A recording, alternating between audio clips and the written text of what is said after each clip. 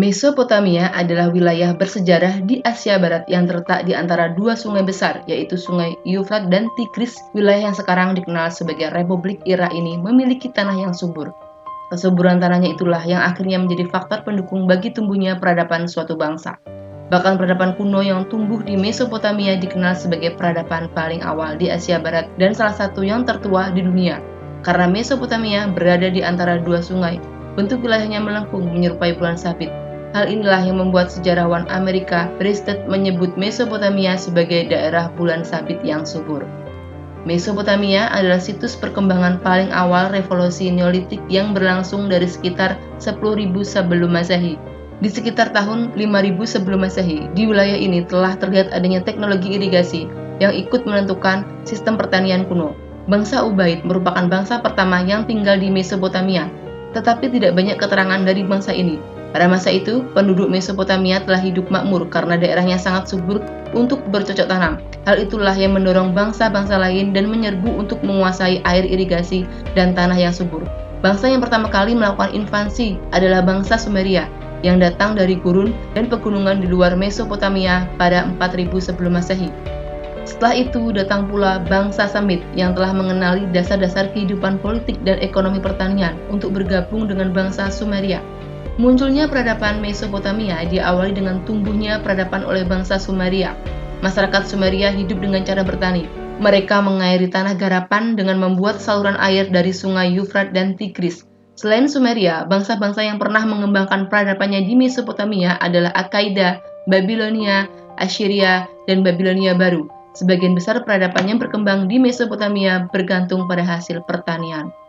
Hasil pertanian terpenting mereka adalah gandum, jemawut, dan jelai yang kemudian diangkut menggunakan kereta atau gerobak yang diberi roda. Oleh karena itu, bangsa Sumeria terkenal sebagai bangsa yang pertama kali mengenal roda dan gandum. Bangsa Sumeria kemudian membangun beberapa kota kuno yang terkenal seperti Ur, Sumer, Erek, dan Kis, dan lain-lain. Kota Ur yang terletak di dekat muara sungai Eufrat merupakan pusat pengembangan pemerintahan bangsa Sumeria. Penguasa mereka mempunyai dua kekuasaan, yaitu sebagai kepala pemerintahan dan kepala raja atau patesi atau pendeta raja. Masyarakatnya menganut kepercayaan politeisme dengan Marduk sebagai dewa utamanya. Selain itu, bangsa Sumeria telah mengembangkan beberapa penemuan di bidang matematika, tulisan paku, dan bangunan zigurat atau bangunan yang tinggi seperti gunung untuk tempat pemujaan. Memasuki tahun 2350 sebelum Masehi, kekuasaan bangsa Sumeria berakhir setelah diserang oleh bangsa Akkaida yang dipimpin oleh Raja Sargon. Walaupun berada di bawah banyak pemerintahan yang berbeda, kebudayaan Mesopotamia dapat bertahan dan berkembang selama ribuan tahun. Bahkan peradaban Mesopotamia kemudian mengilhami beberapa perkembangan paling penting dalam sejarah manusia. Kode Hammurabi adalah salah satu kode hukum tertulis paling awal dan paling lengkap yang diproklamasikan oleh Raja Babilonia Hammurabi yang memerintah dari tahun 1792 hingga 1750 sebelum Masehi. Kode hukum ini berisi 282 aturan, menetapkan standar untuk interaksi komersial, menetapkan denda dan hukuman untuk menegakkan keadilan. Kode Hammurabi diukir pada sebuah prasasti batu pilar hitam besar berbentuk jari. Pilar ini sempat hilang karena dijarah dan baru ditemukan lagi pada tahun 1901. Kode Hammurabi sering disebut sebagai hukum tertulis pertama dalam catatan sejarah. Walau nyatanya ada dua kode kuno lain yang sudah ditulis sebelumnya. Yang paling awal diciptakan oleh penguasa Sumeria Ur-Nammu dari kota Ur yang berasal dari abad ke-21 sebelum Masehi. Bukti juga menunjukkan bahwa kode Sumeria sudah dibuat hampir 2 abad sebelum Hammurabi berkuasa. Kedua kode sebelumnya memiliki kemiripan yang mencolok dengan kode Hammurabi, yang menunjukkan bahwa kode tersebut mungkin telah mempengaruhi satu sama lain atau bahkan berasal dari sumber yang sama. Kode Hammurabi adalah salah satu contoh paling terkenal dari ajaran kuno Lex Talionis atau hukum retribusi, suatu bentuk keadilan yang umumnya dikaitkan dengan pepatah mata dibayar dengan mata.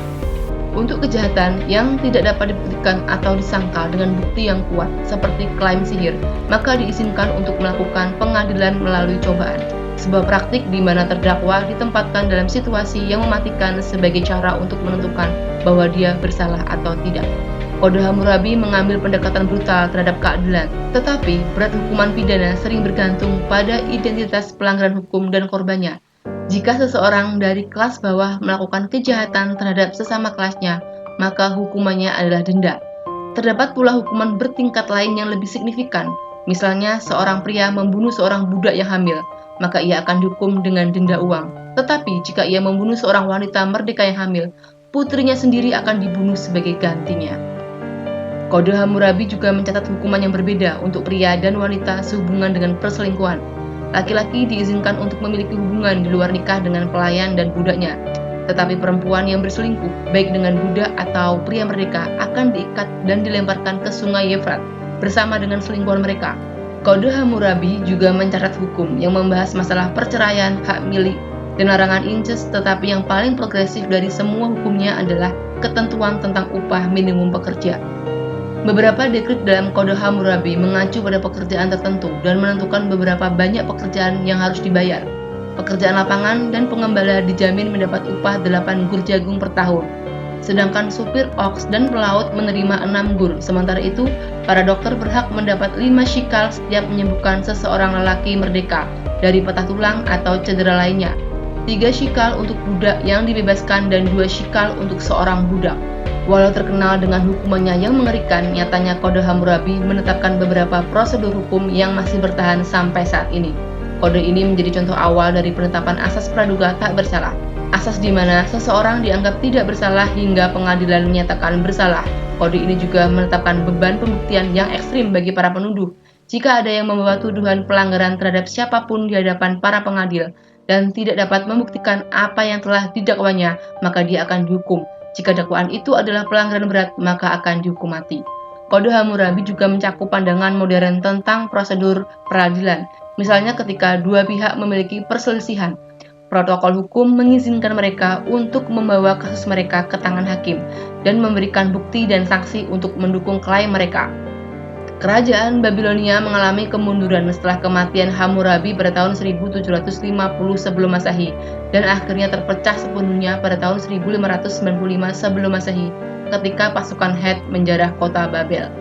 Walaupun demikian, Kode Hammurabi terbukti sangat berpengaruh sehingga telah dipakai sebagai paduan hukum di wilayah ini.